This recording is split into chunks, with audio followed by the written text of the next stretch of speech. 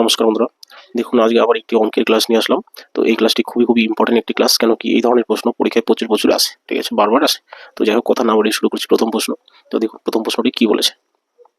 তো আজকের প্রথম প্রশ্নটি বলেছে যে এ ও বি এর আয়ের অনুপাত 3:2 এবং 5:3 হলো তাদের ব্যয়ের অনুপাত।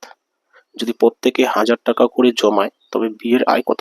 খুবই সহজ অঙ্কটি। দেখুন আমি ট্রিক্স দিয়ে করাচ্ছি, কয়েক সেকেন্ডে উত্তর হয়ে যাবে। দেখুন আমি একটু লিখে নিলাম যে A is to B এর কি আয় এর অনুপাত লিখবো, ব্যয়ের অনুপাত লিখবো আর সঞ্চয়ের অনুপাত লিখবো।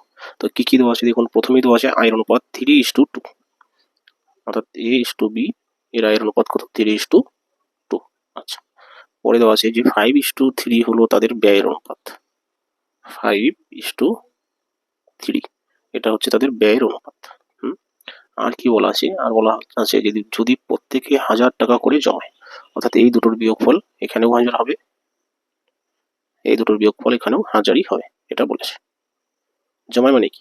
যে টাকা আয় করবে তার থেকে ব্যয় বিয়োগ করলে যেটা থাকবে সেটাই সঞ্চয় বা জমানো, বাস এটাও বলে দেওয়া আছে। প্রত্যেকেই 1000 টাকা করে জমা করবে, জমা মানে সঞ্চয়, ঠিক আছে, আমি সেটা লিখে নিলাম। এবার দেখুন একটা কথা, যে এখানে অনুপাত হিসাবে দেখুন আয়ের থেকে ব্যয়ের অনুপাত বড়, তাই না? এটা 3, এটা 5, কিন্তু আমাদের আয়টাই বেশি হওয়া উচিত, তাই না? তাহলেই তো আয় থেকে ব্যয় বিয়োগ করলে আমরা সঞ্চয় পাবো, তাই না? তাহলে আমরা কি করবো, এই অনুপাতটাকে বড় করব। কিভাবে? একই সংখ্যা দিয়ে গুণ করে। তাহলে দেখুন একই সংখ্যা কত, আমরা প্রথমে 2 থেকে স্টার্ট করতে পারি, তারপর না হয় 3 দিয়ে করবো, ঠিক আছে, এইভাবে। তাহলে আমি কি করবো, 2 দিয়ে গুণ করবো। 3কে যদি 2 দিয়ে গুণ করি কত হবে? 6, 3 দুগুণে 6। আচ্ছা, এই 2কেও 2 দিয়েই গুণ করবো, তাহলে 2 দুগুণে 4। তাহলে কত দিয়ে গুণ করলাম মনে রাখবেন, সেটা আমি 2 দিয়ে গুণ করলাম। 2 দুগুণে 4, 3 দুগুণে 6 হলো। আচ্ছা, এই যে 4:6 পেলাম, এটাই হচ্ছে বর্তমান অনুপাত, ধরুন আয়ের অনুপাত।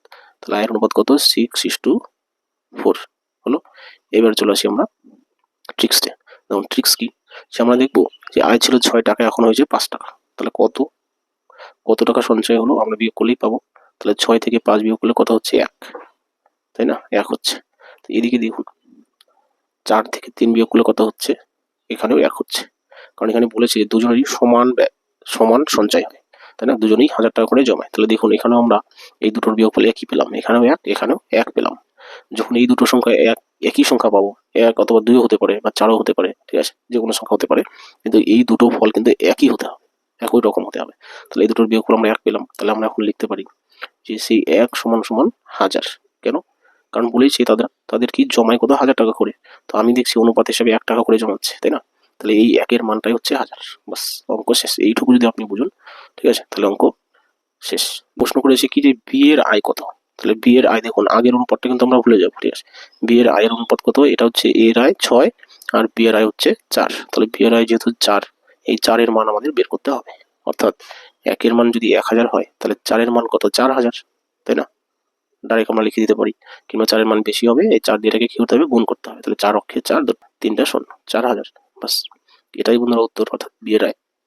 এবার 4000 টাকা দেখুন অপশন বি তে রয়েছে, অপশন বি হচ্ছে উত্তর। তো আশা করি ক্লাসটি বুঝে থাকবেন। যদি ক্লাসটি বুঝে থাকেন তাহলে অবশ্যই লাইক, কমেন্ট, শেয়ার করবেন। আর নতুন কোনো বন্ধু আসলে চ্যানেলটি সাবস্ক্রাইব করবেন, ঠিক আছে।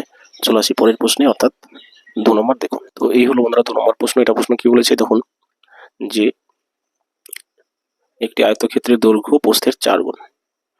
যদি ওই আয়তক্ষেত্রের পরিসীমা 40 সেমি হয় তবে তার ক্ষেত্রফল কত? খুবই সহজ একটা অঙ্ক দিয়েছে পরিমিতি থেকে।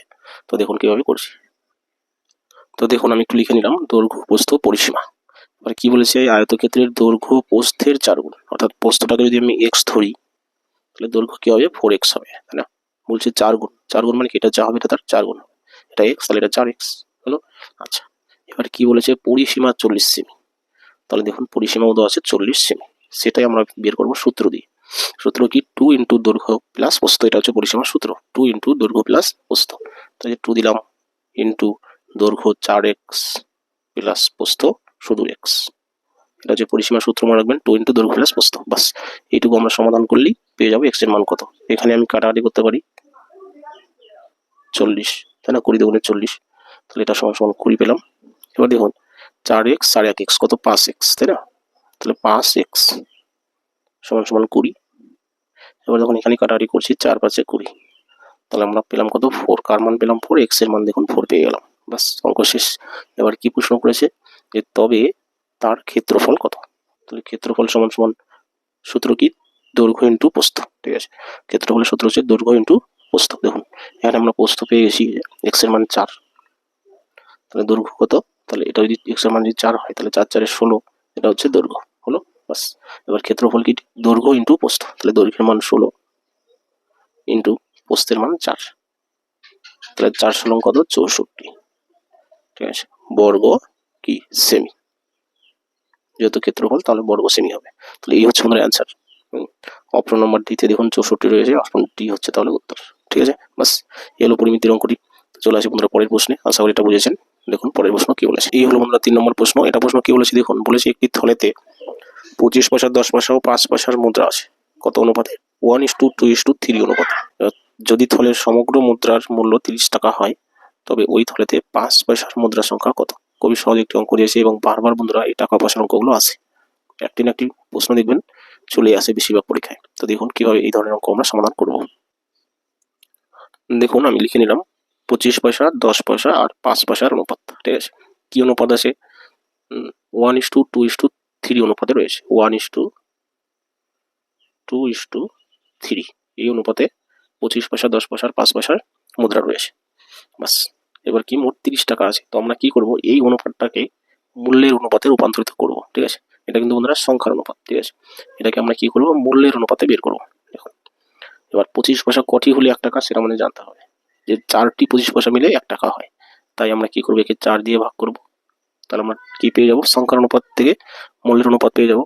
আচ্ছা, একই রকম 10 পয়সা, কটি 10 পয়সা 1 টাকা হয়, 10টি 10 পয়সা 1 টাকা হয়, কারণ 10টি 10 পয়সা অ্যাকচুয়ালি 100 পয়সা, 100 পয়সা 1 টাকা। আচ্ছা, একই রকম এবার 5 পয়সা, তাই না, 10টি 10 পয়সায় যদি 1 টাকা হয় তাহলে কি 20টি 5 পয়সায় 1 টাকা হবে, তাই আমি 20 দিয়ে ভাগ করলাম, তাই না। 5 পয়সা যদি 20টি হয় তাহলে 1 টাকা হবে। তাহলে আবার বলছি, যতগুলি মুদ্রায় 1 টাকা হবে তত দিয়ে ভাগ, তাই আমি করলাম। 4টিতে 1 টাকা 4 দিয়ে ভাগ, 10টিতে 1 টাকা 10 দিয়ে ভাগ, 20টি 5 পয়সায় 1 টাকা 20 দিয়ে ভাগ, বাস এটা পেয়ে গেলাম আমরা কি, মূল্যের অনুপাত। এবার এই অনুপাতটাকে আমরা সরল আকারে নিয়ে আসবো, তার জন্য কি করব, লসাগু দিয়ে গুণ করব। লসাগু 20 হবে, দেখুন 20 দিয়ে গুণ করব প্রত্যেকটা জায়গায়, এখানেও 20 দিয়ে গুণ করব। তাহলে আমরা কি পাবো, এটা সরল আকার পেয়ে যাবো। এখানে কাটাকাটি করুন, 4 5 20, এখানে যদি কাটাকাটি করি 10 দুগুণে 20, তাই না, তাহলে 2 দুগুণে 4, এখানে 20 20 কাটা 3 পাবো। তাহলে দেখুন 5:4:3 পেয়ে গেলাম তাদের কি, মূল্যের অনুপাত। বাস, এবার প্রশ্ন করেছে কি 5 পয়সার মুদ্রার সংখ্যা কত, আমরা 5 পয়সার কি মূল্যের অনুপাত পেয়ে গেলাম। এবার কি 5 পয়সায় মোট কত টাকা আছে সেটা আমরা বের করবো। ঠিক আছে, যে 5 পয়সা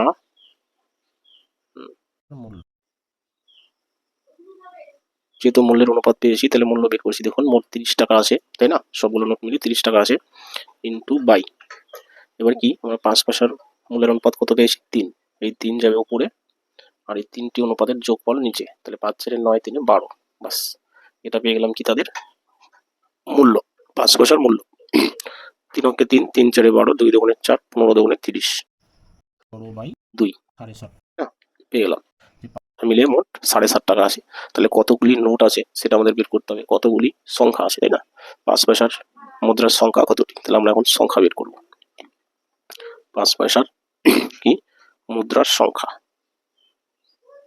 মুদ্রার সংখ্যা, সংখ্যা সমান সমান কি, যা মূল্য আছে তাকে আমরা কি করব, যতগুলি নোটে বা মুদ্রায় 1 টাকা হয় তত দিয়ে গুণ।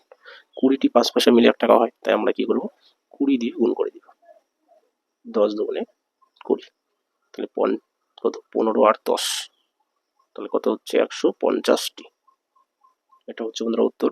দেখুন অপশন নাম্বার সিতে রয়েছে 150টি, তো অপশন সি হচ্ছে উত্তর। ঠিক আছে, এই হলো বন্ধুরা মুদ্রা অঙ্ক। এবার কথা হচ্ছে, আমি দেখুন লিখে করলাম, অনেক বড় দেখাচ্ছে, তাই না, কিন্তু আপনি চাকরির পরীক্ষার হলে যখন করবেন অবশ্যই এত কিছু লেখার আপনার কোনো প্রয়োজন হবে না।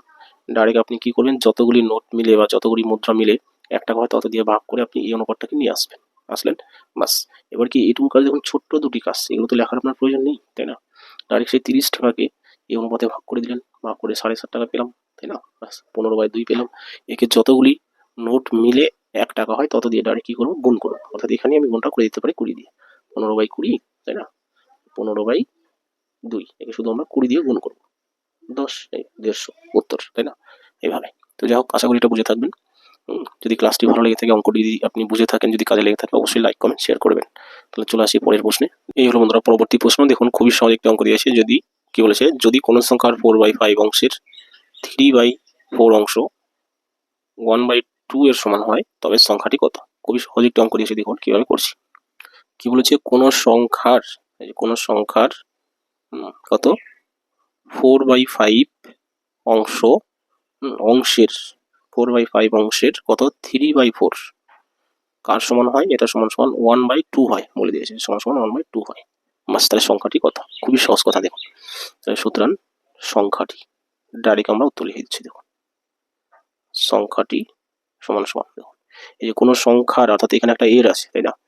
তাহলে এর মানে কি গুণ, তাই না? এর মানে কি অনেকটা আমরা গুণের মতো কাজ করবো। তাহলে 1/2 পাশে আছে, আমরা লিখলাম।